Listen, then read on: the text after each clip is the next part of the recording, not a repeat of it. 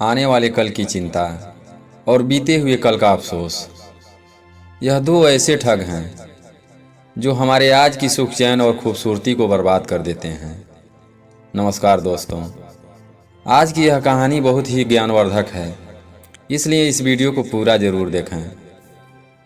और अभी तक आपने हमारे चैनल को सब्सक्राइब नहीं किया है तो कृपया चैनल को सब्सक्राइब ज़रूर कर दें। और कहानी पसंद आए तो वीडियो को लाइक ज़रूर करें, क्योंकि इससे हमारा मनोबल बढ़ता है।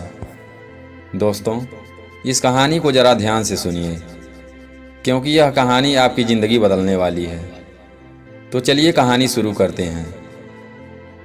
गांव में रहने वाला एक नौजवान लड़का जिसका नाम रुपेश था।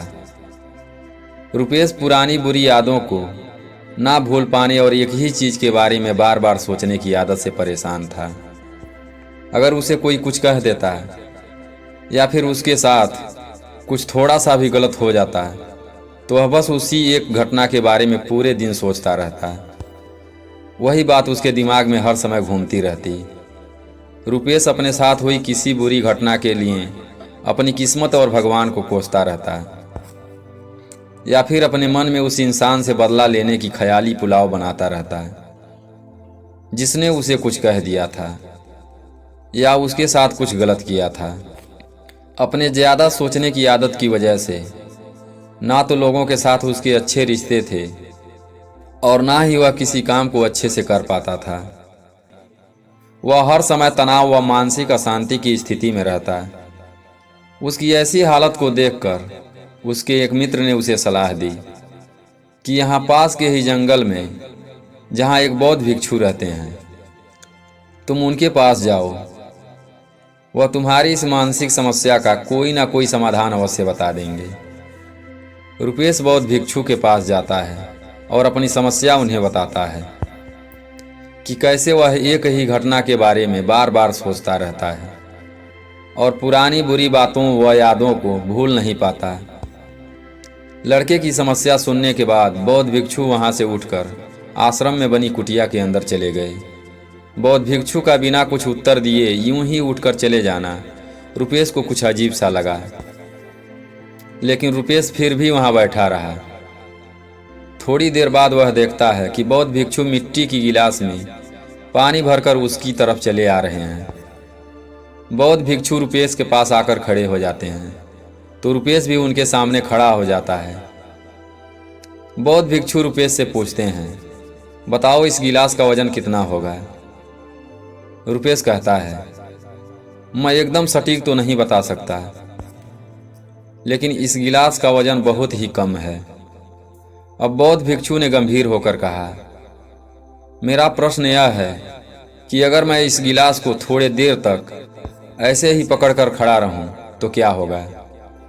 रुपेश ने कहा, कुछ भी नहीं होगा। अगर मैं इस गिलास को इसी तरह 1 घंटे तक पकड़ कर रखूं तो क्या होगा।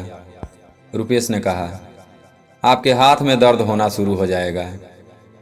बौद्ध भिक्षु ने फिर प्रश्न किया, अगर मैं इस गिलास को ठीक इसी तरह पूरे दिन पकड़ कर रखूं तब क्या होगा। तब रुपेश ने कहा, आपके हाथ में बहुत ही भयंकर दर्द होना शुरू हो जाएगा। आपका हाथ शून्य भी हो सकता है। आपके मांसपेशियों में भारी तनाव हो सकता है और यहाँ तक कि आपके हाथ को लकवा मार सकता है। रुपेश ने गंभीर शब्दों में कहा। फिर बौद्ध भिक्षु ने कहा, बहुत बढ़िया, लेकिन क्या इस दौरान गिलास का वजन बदला। रुपेश ने कहा, नहीं, वजन तो नहीं बढ़ा। बौद्ध भिक्षु ने कहा, तब भला हाथ में दर्द और मांसपेशियों में तनाव क्यों आया। बौद्ध भिक्षु ने रुपेश से पूछा। तब रुपेश ने जवाब दिया, बहुत समय तक पकड़े रहने के कारण। बौद्ध भिक्षु ने फिर प्रश्न किया, अब इस दर्द से छुटकारा पाने के लिए मैं क्या करूं। रुपेश ने कहा, ग्लास को नीचे रख दीजिए। बौद्ध भिक्षु ने कहा, बिल्कुल सही, और जीवन की परेशानियां भी कुछ इसी तरह होती हैं। इन्हें कुछ देर तक अपने दिमाग में रखने से लगेगा कि सब कुछ ठीक है, और वहीं उसके बारे में ज़्यादा देर तक सोचते हो तो आपको पीड़ा होने लग जाएगी, और इन्हें और भी देर तक अपने दिमाग में रखने से यह आपको अशांत और पागल करने लग जाएंगे और आप कुछ भी नहीं कर पाएंगे। बौद्ध भिक्षु ने लड़के की तरफ इशारा करते हुए कहा, अपने जीवन की पिछली गलतियों और घटनाओं के बारे में सोचना जरूरी है, लेकिन उससे भी ज़्यादा ज़रूरी है उनसे सीख कर आगे बढ़ना। अगर तुम एक ही बात को पकड़ कर बैठे रहते हो तो ठीक उस गिलास की तरह यह भी तुम्हारे जीवन में दर्द पैदा कर देगा। अगर तुम आज अपने अतीत को लेकर बैठे रहते हो तो यह आज भी तुम्हारे हाथ से निकल जाएगा और फिर तुम भविष्य में इसके लिए पश्चाताप करोगे। तुम अपने अतीत के लिए जैसा इंसान बनना चाहते हो या फिर जिन गलतियों के लिए पश्चाताप कर रहे हो, तो तुम आज से ही वैसा इंसान बनने का प्रयास करो और कोशिश करो कि आज तुम वैसी गलती ना करो जिसके लिए तुम्हें भविष्य में पछताना पड़े। इसलिए चिंता करना बंद करो और अपने आज के कर्मों पर ध्यान दो, क्योंकि ज़्यादा चिंता करने वाले व्यक्ति को चिंता अंदर ही अंदर खोखला कर देती है। इसीलिए तो कहा गया है, चिंता चिता के समान होता है। दोस्तों, बौद्ध भिक्षु की वह कही हुई बातें रुपेश के समझ में अच्छी तरह से आ गई।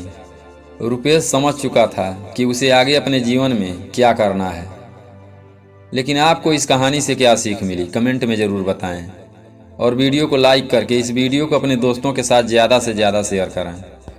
फिर मिलते हैं एक नई कहानी के साथ अगली वीडियो में। तब तक के लिए अपना ख्याल रखें, हमेशा खुश रहें। हमारे साथ वीडियो में अंत तक बने रहने के लिए धन्यवाद।